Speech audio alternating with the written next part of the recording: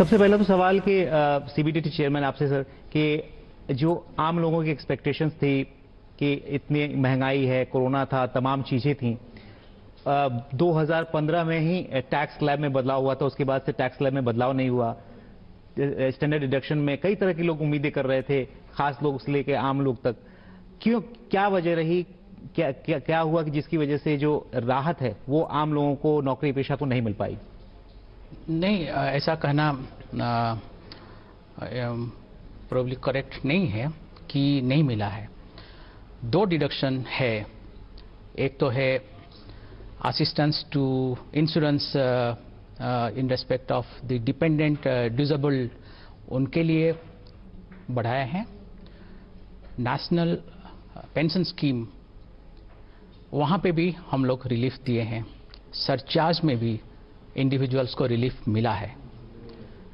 But rate cut और reduction के लिए अभी इकोनॉमी और public finance, national public finance probably अभी तैयार नहीं है कि एक खराब दौर से गुजरने के बाद, कोविड और ओमिक्रॉन के बाद, कि इमीडिएटली कोई रेट कट का कोई इस टाइम में इसका कोई स्थान है। Meaning thereby that once we get economically strong, as we are moving towards not only recovery but bouncing back with great vigor in the coming days, in the coming years, maybe there will be a time when rate cuts across the board, specifically for the individual middle class, also can be considered.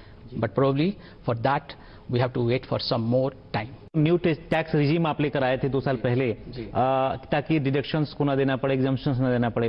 तो उस tax को लेकर इस बार जो 31 दिसंबर को लोगों ने अपना आईटीआर फाइल किया है, उसमें सारा डेटा आपके पास आ ही चुका होगा। क्या रिस्पॉन्स रहा है उसको लेकर, न्यू टैक्स रिजीम को लेकर? और क्या उसमें आप लोग ये देख रहे हैं कि ऐसी बातें आ रही थी कि उसमें बहुत कम लोगों ने, खासतौर से जो इंडिविजुअल टैक्स स्लैब था उसमें कम लोगों ने इंटरेस्ट दिखाया था, तो उसमें और थोड़ा उसको अट्रैक्टिव बनाया जाए या किस तरह से उसको रिव्यू किया जाए? ये भी बात हुई थी कि उसको रिव्यू किया जा रहा है, तो क्या वजह थी कि उसमें और कुछ अट्रैक्शन नहीं जोड़ पाए, या फिर वो ठीक है अभी स्थिति के लिए, अभी के हिसाब से ठीक है? नहीं, मैं आपको इसका हिस्टोरिकल रीजन बताता हूं कि कैसा ये जो प्रिजम्पटिव टैक्स बोलते हैं ये कैसा होता है।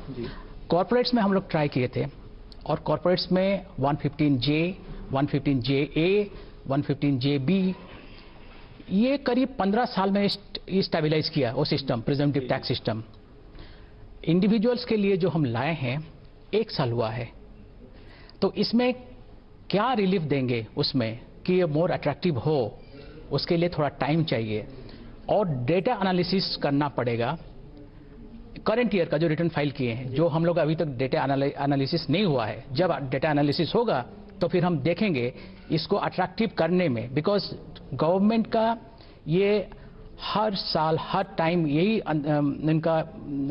इनका विजन है कि नो डिडक्शंस और very limited deductions, very limited exemption, simple to administer tax act. Direct tax के मोर्चे पर भी देखें तो रेवेन्यू काफी अच्छा आया है, और खासतौर से आपको तो बधाई देने की बात है कि अब तक जब तक जीएसटी लागू हुआ है तब से अब तक का सबसे हाईएस्ट एवर कलेक्शन हुआ है जनवरी में। इतना कलेक्शन होने के बावजूद भी बहुत रिलीफ जो एक्सपेक्ट की जा रही थी, खासतौर से तो आपसे इंपोर्ट ड्यूटी कट की तरफ से रिलीफ एक्सपेक्ट की जा रही थी। रॉ मटेरियल को लेकर तमाम जो हमारी इंडस्ट्री है वो परेशान है, रॉ मटेरियल की कीमतें बढ़ने की वजह से। तो इंपोर्ट ड्यूटी के रैशनलाइजेशन को लेकर क्या सरकार का रोड मैप है? पिछले साल से भी ये इंपोर्ट ड्यूटी पर लगातार काम चल रहा है, तो क्या आगे का रोड मैप है इंपोर्ट ड्यूटी के रैशनलाइजेशन को लेकर? सर, इंपोर्ट ड्यूटी के रैशनलाइजेशन में सरकार का स्टैंड बड़ा स्पष्ट है, और जैसा कि ऑनरेबल एफएम ने पिछले साल के बजट में घोषणा की थी कि हम एग्जेम्पशंस को रिव्यू करेंगे। मुझे आपको और आपके दर्शकों को बताने में बड़ा हर्ष हो रहा है कि हमने बड़ा कॉम्प्रिहेंसिव रिव्यू किया है सारे एग्जेम्पशंस का, क्योंकि जैसा चेयरमैन सीबीडीटी ने अभी आपको बताया, ये बड़ी मानी हुई बात है और एक्सपर्ट्स इसको मानते हैं इस बात को कि अगर आपका टैक्स रेट मॉडरेट है तो कम से कम एग्जेम्पशंस होने चाहिए किसी भी रेजिम में, ताकि वो सिंपल रहे, उसमें डिस्प्यूट्स कम हो। और इसी उद्देश्य को आगे बढ़ाते हुए एफएम ने पिछले साल जो अनाउंसमेंट किया था उस पर हमने बहुत व्यापक कार्रवाई इस बार की है, और कम से कम 500 एग्जेम्पशंस को हमने रिव्यू किया है। बहुत ब्रॉड बेस्ड कंसल्टेशंस कर रहे हैं, सब स्टेक होल्डर्स से बात करी है, क्राउड सोर्सिंग ऑफ आइडियाज करने के बाद, और फिर हम 500 एग्जेम्पशंस ऐसे थे जिनको हम रिव्यू कर पाए, क्योंकि उनकी यूटिलिटी वक्त के साथ साथ कम हो गई है, कुछ में इंपोर्ट नहीं हो रहा था। उसके साथ हमने ये भी जो आपका ये कहना है कि हमने रॉ मटेरियल्स पर एग्जेम्पशंस क्यों नहीं दिए, तो मैं आपको बताना चाहूँगा कि ये तो ऑनगोइंग प्रक्रिया है और हर साल हम बजट में कुछ रॉ मटेरियल्स पर एग्जेम्पशंस देते हैं। ऐसा नहीं कि उनको हमने रोक दिया है, वो तो जारी हैं, वो चलते रहेंगे। उसके साथ साथ हमने नए एग्जेम्पशंस भी दिए हैं इस बजट में, और जिनका मेन पर्पस है कि आत्मनिर्भर भारत को हम और सुदृढ़ बना सकें, एमएसएमई सेक्टर को कुछ रिलीफ प्रदान कर सकें। टॉयज़ में हमने एग्जेम्पशन दिया, हमने अम्ब्रेला पार्ट्स में एग्जेम्पशन दिया, हमने इलेक्ट्रॉनिक हार्डवेयर में एग्जेम्पशन दिया, एक फेज मैन्युफैक्चरिंग प्लान के लिए, जेम्स एंड ज्वेलरी में हमने एग्जेम्पशन दिया। तो ये सब ऐसे सेक्टर्स हैं जिनको कोविड की वजह से जिनके ऊपर एडवर्स इफेक्ट हुआ था और जिनको रिकवरी में ये सारे एग्जेम्पशन सहायक होंगे। स्टील में हमने एग्जेम्पशंस जो पिछले साल दिए थे उनको कंटिन्यू किया है। तो ये अभी भी अगर आप देखें तो हमारे कस्टम्स टैरिफ स्ट्रक्चर में काफ़ी